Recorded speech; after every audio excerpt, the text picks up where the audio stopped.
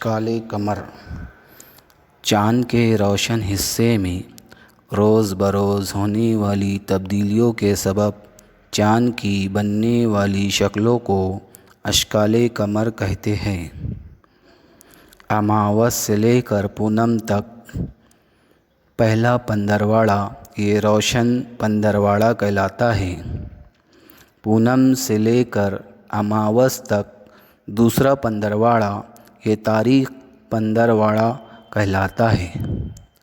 روشن پندرواڑہ اور تاریک پندرواڑہ مل کر قمری مہینہ کہلاتا ہے۔ اماوس سے پونم تک چاند کا روشن حصہ بڑھتا جاتا ہے۔ اس عرصے کو عرصہ متزاید النور کہتے ہیں۔